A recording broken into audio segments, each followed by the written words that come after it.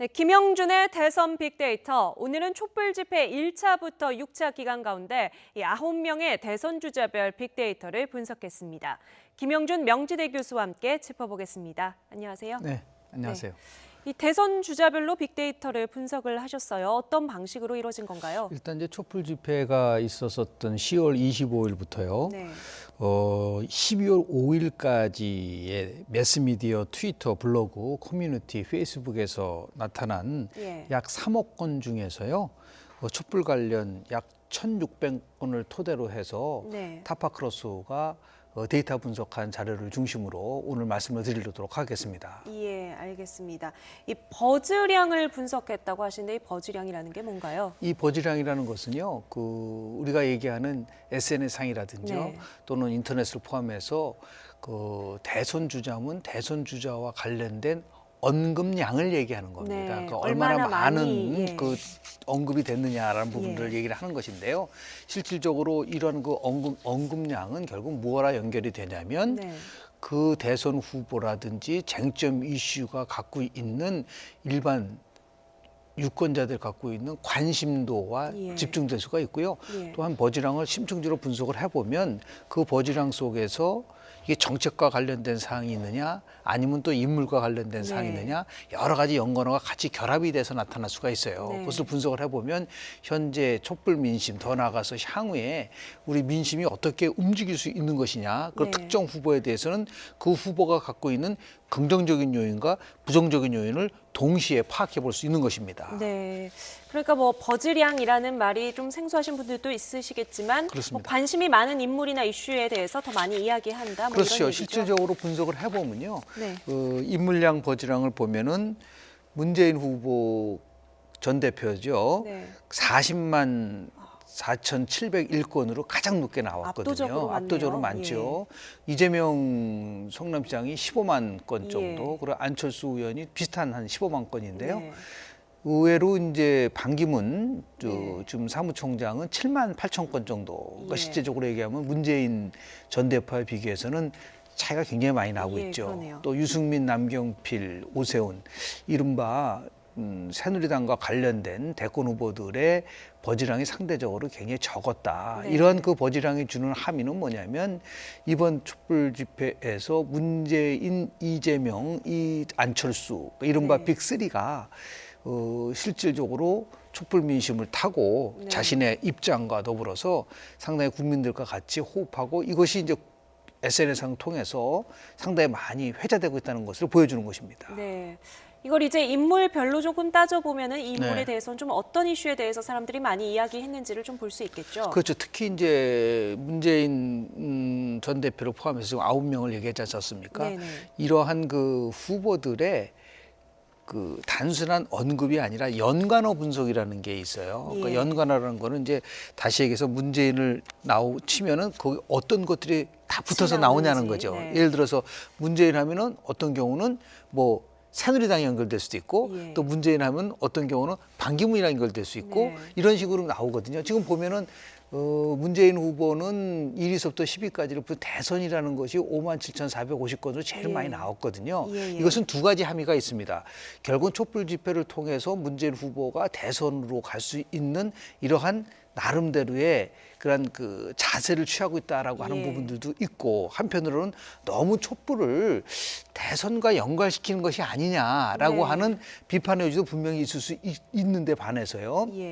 헌법이라는 것은 뭐냐면 문재인 전 대표가 아주 일관성 있게 얘기하는 것은 이번 촛불 집회에서는 헌법을 수호하고 민주주의를 다시 회복하는 것이고 박근혜 대통령이 헌법을 훼손시켰기 때문에 즉각적으로 하야시켜야 된다라고 하는 헌법과 연결된 문제가 굉장히 많다는 것이죠. 하나 흥미로운 것은 12회 역시 북한에 대한 부분들이 나와요. 그러니까 문재인 전 대표가 갖고 있는 여러 가지 문제, 안보와 관련된 문제가 여전히 따라다니고 있다. 다시 얘기해서 우리 유엔에서 북한 인권안 표결에 대해서 논쟁이 많았지 않습니까? 그런 것들이 촛불 집회 선상에서도 불구하고 여전히 나오고 있다는 것은 앞으로 문재인 후보가 또 전 대표가 극복해야 될 큰 문제라고 저는 봅니다. 네, 알겠습니다.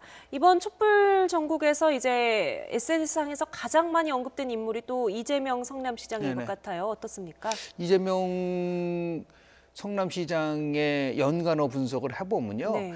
강한 언어 또는 예. 아주 굉장히 직설적인 발언들이 예. 굉장히 많거든요. 네. 여기 보면 1위가 하야, 네. 그리고 구속, 처벌 이런 식이 굉장히 많거든요. 예. 실질적으로 1차서부터 6차까지의 상황을 분석을 해보면 급속도로 확 올라가고 있는데 예. 1차, 2차 때 집회까지 문재인 전 대표가 굉장히 신중한 입장을 취했었어요. 예. 그럴 때 이제 이재명 그 성남시장이 저렇게 하야, 구속, 처벌 이런 식의 예, 제일 강한 먼저 이야기를 했었죠. 하다 예. 보니까 굉장히 버즈량이 1차, 2차 때 상당히 굉장히 높게 나타났다가 네. 그 이후에는 이제 문재인 전 대표가 3차 대국민 담화 이후부터 3차 집회서부터는 서서히 강한 어조로 나오면서 그 문재인, 이재명 두 후보 간의 일종의 촛불 집회에서의 경쟁력이 강화됐었는데요. 이런 것들이 이제 강로 높은 발언이 관심을 집중시키는 부분들도 있고 네. 더 나아가서 촛불을 비하하는 그런 발언이 나오면 네. 굉장히 버즈량이 많아져요. 예. 근데 문제는 뭐냐면 저렇게 거침없는 발언이 지속될 수 있을 것이냐에 대한 문제는 우리가 지켜봐야 될 필요가 예. 있는 것이죠. 이제는 촛불이 이제 어느 정도 그 시간이 흐르면서 새로운 양상으로 보였을 때 네. 과연 우리가 얘기하는 저렇게 아주 강하고 직설적이고 더 나아가서 그러니까 심한 경우에는 선동성이 있는 이런 예. 발언들이 어떻게 전개될 것이냐는 앞으로 지켜봐야 될 부분이라고 봅니다. 예, 알겠습니다. 자, 이제 버즈량 3위가 아까 안철수 전 네네. 대표라고 하셨죠. 안철수 대표는 어떻습니까? 일단 안철수 전 대표죠. 네. 약간 양면성이 있는 것 같아요. 네. 하나는 실은 뭐 탄핵과 관련돼서 굉장히 강도 높은 발언을 했음에도 불구하고요. 예.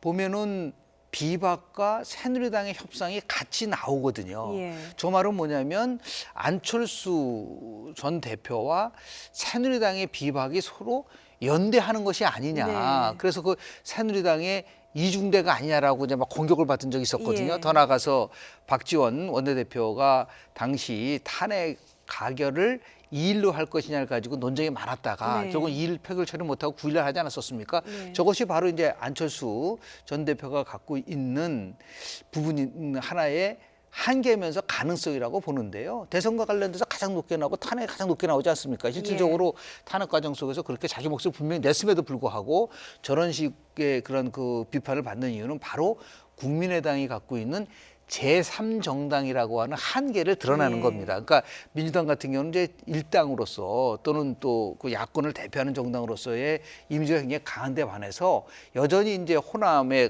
한정돼 있고 그리고 네. 외연을 확대하는 데 있어서 여러 가지 난관에 부닥치다 보니까 혹시 새누리당과 안철수 국민의당이 이번 대선을 맞이해서 결합하는 것이 아니냐라고 예. 하는 그런 의혹을 받을 수 있는 부분이 있기 때문에 저것이 그대로 빅데이터 분석을 해보면 나타나고 있다는 것에 대해서 주목을 해야 될 필요가 있다고 봅니다. 네.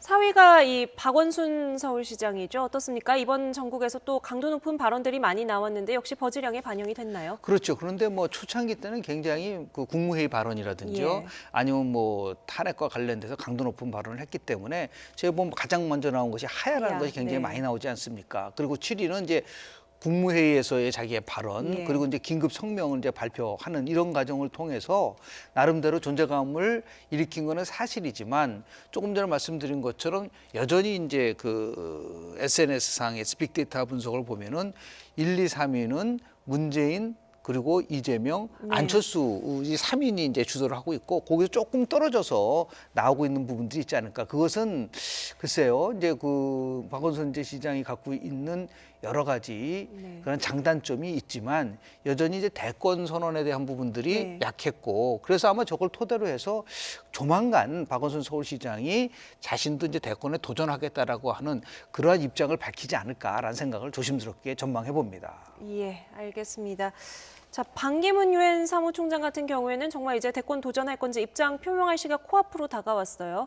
그런데 상대적으로 조금 버즈량은 좀 낮은 것 같은데요. 낮은 게 정상이죠. 예. 왜냐하면 국내 정치상에서 이게 떨어져 있을 뿐만 아니라 네. 실질적으로 새누리당과의 연계성 문제가 많거든요. 저기도 보면은 1위 대선, 그러니까 결국은 1위 대선이라는 것은 조금 전에 그 문재인 전 대표 1위와도 대선 얘기가 많이 나오니까 네. 이 문재인 그리고 반기문 두 분은 항상 대선과 연계해서 서로 연관해서 나온다는 부분인데요. 예. 역시 1월 달에 이제 귀국을 하기 때문에 2위가 귀국 나오고 3위가 새누리당, 7위가 친박, 그리고 6위가 시나리오로 돼 있단 말이에요. 예. 이것은 아직까지 저거는 반기문 총장과의 의도와는 상관없지만 일단 에센스는 어떻게 나타나냐면 반기문 총장이 귀국을 하면 새누리당과 친박과 결합을 해서 결국은 문재인 전 대표와 결국은 대결하지 않겠냐라고 하는 네. 저런 시나리오가 계속해서 나온다는 거죠. 그런 네. 의미에서 보면 굉장히 피해자라고 볼 수가 있는 부분들이 있어요. 친박이라는 것이 지금 굉장히 국민들로부터 비판을 받는 부분들이 많기 때문에 예. 다만 반기문 총장이 오히려 저렇게 적게 나올 수 있다는 것은 한편으로는 또 긍정적인 면도 있어요. 왜냐하면 대한민국 정치 과정 속에서 조금 떨어져 있기 때문에 네. 우리 국민들이 지금은 표출된 민심은 이제 정치에 대한 관심이 많지만 이제 앞으로는 어떤 식으로 이제 전개될 수밖에 없냐면 이 정치를 개혁해라. 그리고 더 나아가서 대한민국의 새로운 정치 지서를 만들어라. 그런 것들이 부상이 되면 현재 정치에 조금 떨어져 있는 그래서 이재명 시장도 조금 올라간 부분들이 있는 것이고 예. 반기문 이제 총장은 앞으로 귀국을 하게 되면 새로운 정치 패러다임을 만드는 데 있어서의 역할을 할 수 있을 것이다. 다만 저렇게 새누리당 친박 시나리오 저것이 지속이 되면 결코 좋은 현상은 아닙니다. 그래서 네. 1차적으로 귀국을 하면 3단계에 의해서 움직이지 않을까 전망을 해보는데요. 네. 무소속으로 독자적 향보, 민생 투어를 하면서 결국 국민들과 소통하고 2단계는 새로운 보수 정당이 만들어진지 보수 세력이 만들어지면 신보수 세력과 연대를 하는 2단계를 거쳐서 마지막에는 결국은 개헌을 매개로 해서 모든 사람들을 묶어내는 다시 얘기해서 문재인 대표와 대립하는 구도로 만들어가는 그러한 네. 시나리오가 가능하지 않겠는가 하는 생각을 하게 됩니다. 네. 일단 이 대권 주자들 가운데 버즈량 1위부터 5위까지 네네. 인물들의 연관어를 봤는데요. 이 버즈량 추이를 봐도 좀 민심의 변화 같은 게 좀 눈에 띈다고요. 그러니까 다시 얘기해서 우리가 말씀드리는 그 버즈량을 분석하는 거는 네. 어떤 후보가 실제로 급부상하느냐라는 문제인데요. 예. 그러니까 지금까지는 저 문재인 네. 버즈량 추이를 분석을 해보면 박 대통령 퇴진 기자회견이 11월 16일인데 네. 저거는 이제 3차 촛불 집회를 기점으로 해서 대폭적으로 올라가지 않습니까? 예. 그런데 국회 앞 탄핵 촉구 연설을 하면서 늘어나고 있다. 그러니까 이게 결국은 일종의 사이클을 보이고 있는 것이죠. 예. 아마 저렇기 때문에 저런 추이가 있기 때문에 문재인 전 대표의 강성 발언이 이어지고 있는 것 같아요. 예를 네. 들어서 헌재에서 탄핵이 기각되면 혁명이 일어날 것이다라는 네. 발언을 했단 말이에요. 그리고 더 나아가서 지금 이 정부가 추구하고 있는 여러 가지 정책에 대해서 반대 입장을 얘기하고 있지 예. 않습니까? 사드 문제라든지 개성공단 문제라든지 심지어는 자기가 대통령이 되면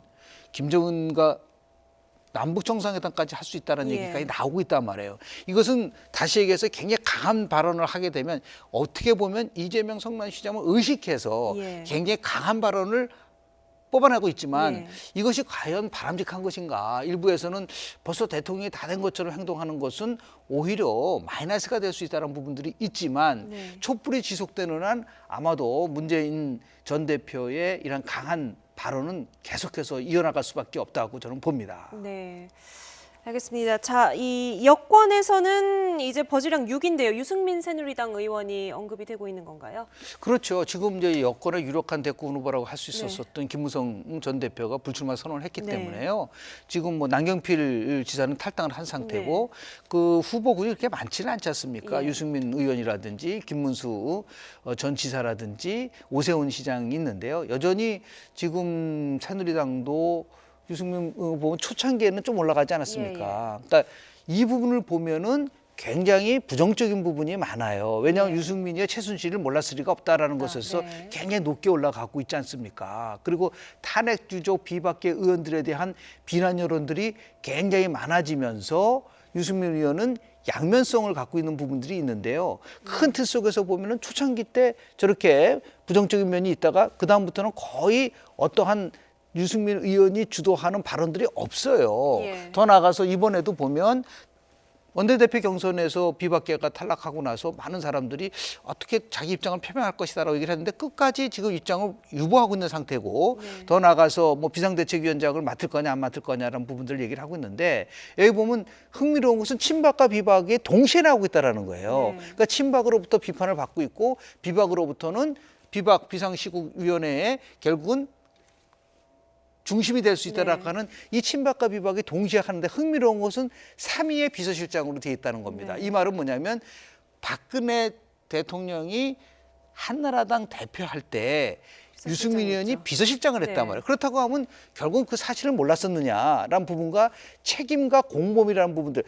유승민 대표 전 의원도 결국은 책임을 져야 되는 것이 아니냐라는 네. 부분들이 나오고 있기 때문에 굉장히 어떤 면에서 보면 유승민 의원에 관련된 SNS 상황은 중첩적이에요. 예. 그러니까 부정과 긍정이 같이 함께 나오지만 네. 여전히 지금 현 상태에서는 부정적인 것이 오히려 긍정적인 것보다는 많은 것을 네. 지금 지배하고 있지만 다만 버즈랑이 그렇게 크지 않고 있기 때문에 네. 저걸 가지고 어떠한 함의를 찾아야 한다는 것에는 좀 문제가 좀 한계가 좀 있을 거라고 봅니다. 네.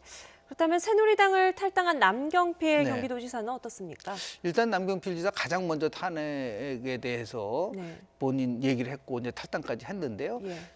10월 24일서부터 쭉 보면 탈당 전까지는 거의 존재감이 없어요. 네. 버즈랑이 없단 말이에요. 다만 이제 과거에 박근혜를 지키겠다는 이 발언이 좀 문제가 됐었다가 결국 새누리당이 탈당했을 때 일시적으로 확 올라가고 예. 그리고 새누리당이 탄핵 촉구를 했을 때 올라갑니다. 다시 얘기해서 남경필 지사는 새누리당을 개혁하는 것이 아니라 아예 새누리당을 해체시켜버려야 된다. 그러니까 보수로서의 정당으로서의 이미지는 사라졌기 때문에 계속해서 끝까지 새누리당이라는 것을 버리고 새로운 질서 그리고 더 네. 나가서 지금 뭐 탈당한 12인이 모여서 신당을 만든다고 얘기를 하고 있지 않습니까? 네. 그런 것들이 이제 가속화되면 나름대로 그 어느 정도 현 시점보다는 조금 더 버즈랑 면에서 움직임이 있지 않겠는가. 저기도 유승민 의원과 거의 비슷한 걸 보이지 않겠습니까? 예. 탈당은 가장 많다지만 친박과 비박을 동시에 해서 아울리고 있다는 것은 결국 유승민 의원과 남경필 의원이 처한 지금 이 상황이 상당히 유사하다고 볼 수 있는 그런 그 하나의 그 증거라고 저는 봅니다. 네, 알겠습니다. 자, 안희정 충남도지사 빅데이터 분석도 한번 들여다보죠. 안희정 지사도 쪽각 마찬가지로 이제 그 지금 뭐 현직 지사고 네. 정치 문제와 관련돼서 적극적으로 의사를 표시를 하지 않고 있어요. 그래서 초창기 때 보면 거의 버즈랑의 존재감이 없어요. 네. 그러다 이제 야권 대선 주장 비상시국 정치회에서 8사람이 모여서 결국은 어떻게 예. 할 것이냐라는 부분이 있을 때 일시적으로 굉장히 올라갔고요. 그리고 박 대통령의 3차 대국민 담화와 관련돼서 굉장히 비판적 발언을 하면서 이렇게 조금 올라갔지만 전체의 버즈랑 면에서는 너무 작기 때문에 네. 이것을 가지고 앞으로 어떻게 일어날 것이라는 추이 분석을 할 때는 조금 한계가 있을 거라고 저는 봅니다. 네. 알겠습니다. 자, 그 다음에 누구를 또 봐야 될까요?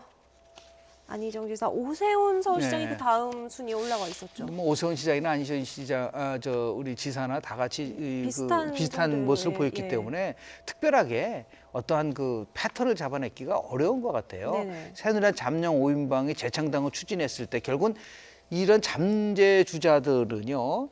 새로운 정치 질서와 정치 개혁이라는 얘기를 했을 때 나름대로 의미 있는 그러한 그 버즈랑을 보여주는 것이고요. 보면은 이제 비박이라는 것은 과거에 서울시장의 경험을 토대로 해서 비박의 대선 주자로서의 가능성이 있지 않겠냐라고 하니까 1위, 2위, 3위를 서울시장 대선 주자 비박이라고 하고 나오는 것이고요. 5위의 박원순은 전 서울시장과 현 서울시장 간의 비교가 굉장히 많이 나오거든요. 그런 의미에서 보면 이제 5위 정도 될 것 같고요.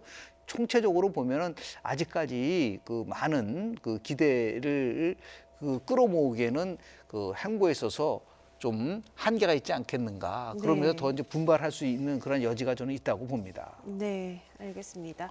이 쭉 어떠세요? 촛불 전국에서의 버즈량 1차 네. 촛불 집회 1차부터 6차까지를 쭉 분석을 하셨는데요. 네네. 대권 주자들의 어떤 연관어 또 네네. 이 버즈 추이량을 보시면은 좀 어떤 점들이 눈에 띕니까? 일단 몇 가지 특성이 발견되는데요. 예. 첫 번째는 결국은 현 정부, 특히 박근혜 대통령에 대해서 강하게 비판하고 더 나아가서 선명성을 보이는 네. 그러한 주자들의 버즈량이 굉장히 높아지고 있다는 네. 첫 번째 특징이 있고요. 두 번째는 상대적으로 그 이재명 성남시장이 의외로 굉장히 강한 강세를 보이고 있고 네. 이런 것들이 결국은 대선 주자 여론조사를 하면은 이 언급된 버즈량의 숫자와 네. 결국은 대선 후보의 지지도와 상당한 연관관계가 있기 때문에 네. 앞으로 추후에 어떠한 버즈량이 나올 것이냐에 따라서 우리가 예측을 하는 데 있어서 큰 도움을 받을 수 있을 것이라고 네. 보고요. 마지막으로는 새누리당을 포함해서 여권은 결국은 SNS상에서의 어떤 나름대로의 발판을 마련하지 못한다고 한다면 네. 반기문 사무총장을 포함해서 다음 대선에서 상당히 고전할 가능성이 굉장히 크고요. 네. 최근의 선거라는 거는 SN 선거라고 얘기할 정도로 네. 이러한 조직이라든지 인물보다는 이런 그 SNS에서 나타나고 있는 민심이 너무너무 중요하기 때문에 그런 면에서 보면 새누리당에 관련된 대선 주자들이 적극적으로 정적 네. 행보를 하고 그리고 민심과 부합되는 더 나아가서 탄핵 정부가 관련돼서 자신의 소신을 명쾌하게 얘기함으로써 미래에 대한 국민에게 비전과 정책을 제시하지 않으면 상당히 고전할 수밖에 없다는 것이 이번 SNS상 빅데이터 분석에서 나온 하나의 함이라고 봅니다. 네. 이제 박 대통령 탄핵안 가결 이후에 이제 정치권에서 가장 시선이 모이는 곳은 아무래도 새누리당일 그렇습니다. 텐데요. 네네. 상당히 뭐 계파 갈등 때문에 네네. 시끌시끌한데 이 계파 갈등과 관련한 부분도 빅데이터 분석을 하면 뭔가 유의미한 데이터가 나오나요? 이제 빅데이터 분석보다도요. 제가 새누리당 128명을 네. 그 계파 분석을 좀 해봤는데요. 네네. 이거는 이제 비상시국위의 참석 여부라든지요. 예. 더 나아가서 기타 그동안 있었던 것들을 토대로 해서 그 좀 분석을 해본 것인데요. 예. 실은 전체 128명 중에서요. 친박은 58명 정도로 지금 그 잠정적으로 집계가 되는데요. 하나 흥미로운 거는요. 친박에는 초선 27명, 재선 20명으로 돼 있어요. 전체 친박의 81%가 네. 초재선이라는 거예요. 그런데 실질적으로 비박은 보면 조금 다릅니다. 비박에는 초재선이 18명밖에 안 된 반면에 3선 이상이 오히려 24명으로 훨씬 많다는 것이요. 이것이 무슨 함의를 갖고 있냐면 초재선 의원들이 지금은 결집하는 모습을 보이지만 네. 상황에 따라서 친박은 언제든지 변화될 수 있는 그러니까 예. 초재선이 어떤 행보를 하냐에 따라 달라지는 것이죠. 이번에 보면은 정우택 신임 원내대표가 예.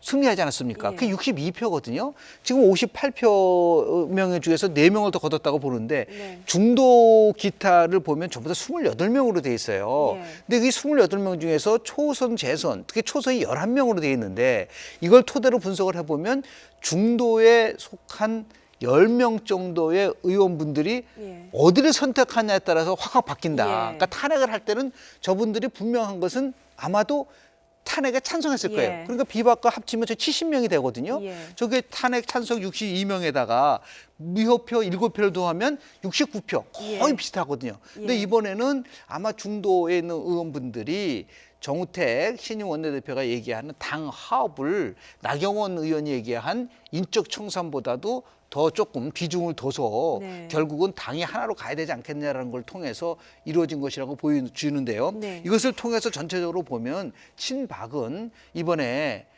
정우택 네. 신 원내대표를 밀어서 승리했다고 해서 도취돼서는 안 된다. 네. 즉각적으로 물론 이제 정우택 원내대표가 이선 후퇴를 얘기를 하고 있지만 네. 이선 후퇴를 넘어서서 정말 비상대책위의 어떠한 구성면에서도 네. 친박의 목소리를 내서는 안 된다. 네. 그렇게 될 경우는 다시 한번 중도 지향에 있었던 30명 정도의 중도파 의원들이 언제든지 변화될 수 있다는 것을 이번 새누리당 개파 분석을 통해서 밝혀진 사실이라고 봅니다. 네, 그러니까 중도 성향의 초재선 의원들의 어떤 뭐랄까요, 뭐 표심이랄까요, 네네. 또 어느 쪽으로 좀 향하는지가 상당히 주목할 만한 부분이 되겠네요. 왜냐하면 그 초재선 의원들 같은 경우도 보면요.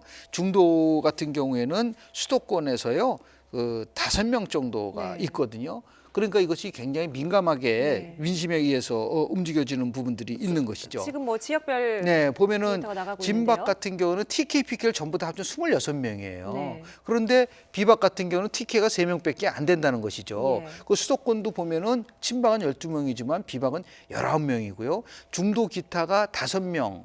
이 수도권인데요. 충청권이 5명. 요 10명이 결국은 민심의 향방에 따라서 네. 충분히 움직일 수 있는 요소가 있기 때문에 네. 이런 것들을 친박이든 비박이든 잘 고민을 해야 될 부분이 있고요. 지금 중도 기타를 핵심적인로 끌고 가고 있는 분이 이주영 의원이거든요. 오선의 의원. 예. 이분이 처음에는 이제 원내대표 경선 때도 합의 추대를 하라고 얘기를 했는데 결국은 물론 이제 개헌 특위위원장으로 내정돼 있었지만 이주영 장관을 포함한 이러한 친박의 비박을 넘어서는 중도들이 현재 일어나고 있는 여러 가지의 정치적 상황들, 특히 여야 정치금 협의체가 지금 삐그덕거리고 있을 뿐만 아니라 네. 황교안 대행 체제에 대해서 논쟁이 많지 않습니까? 네. 이런 것들이 어떻게 흘러가고 결국 헌재가 어떻게 움직여지고 특검이 어떻게 움직여, 특히 특검이 중간 조사 결과를 발표를 한다고 했는데 이것이 굉장히 중도 지향적인 의원들에게 상당히 영향을 저는 미칠 거라고 저는 봅니다. 네. 이제 새누리당이 비상대책위원장 자리를 놓고 이제 네네. 어떤 분당이냐 아니냐 이런 네네.